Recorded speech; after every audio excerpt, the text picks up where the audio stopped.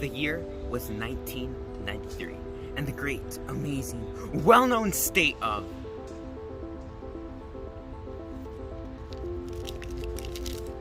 North Carolina was due for redistricting. You see, the 1990 census had revealed that the state's population had increased, which entitled it to one extra seat in the House of Representatives. Voting Rights Act, there was a requirement for a minority representation when it came to drawing up districts. So, the first plan that state legislators had in mind only had one black majority district, and it was rejected by the Attorney General because it didn't exactly comply with the VRA.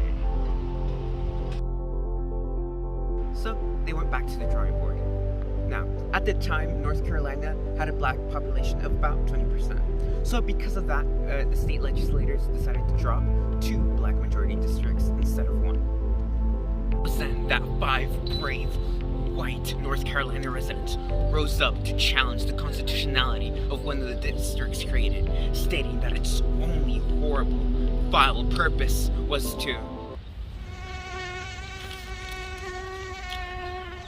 secure the elections of additional black representatives.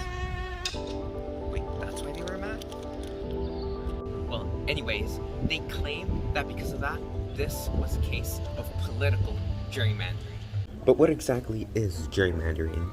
It is the practice of drawing the boundary lines of an electoral district in a way that gives a political party an advantage over its rivals. However, when it is specifically used to dilute the voting power of a minority group, then it is considered racial gerrymandering.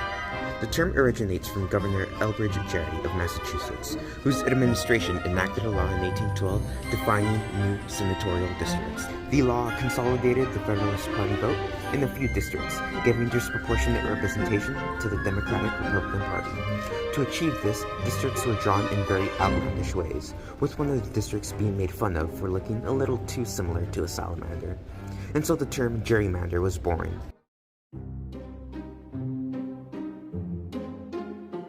Similar to the infamous salamander, one of the districts drawn up by North Carolina legislators wasn't very subtle in its purpose.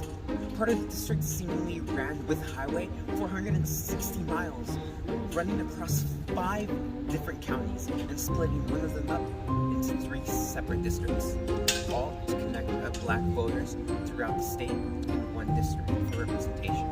Historically, gerrymandering has been used to take away the power of minorities, but not this time. My, how the tables turn.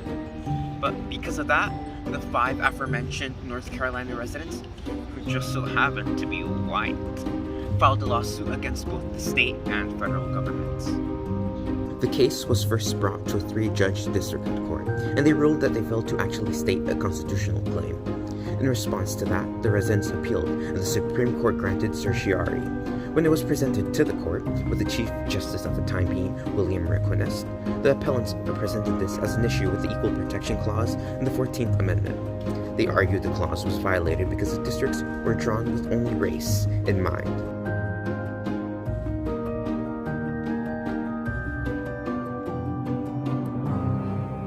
The court held that although North Carolina's reapportionment plan was racially neutral on face value, the resulting bizarre shape was strange enough that it at the very least suggested an effort to separate the voters in North Carolina based on race.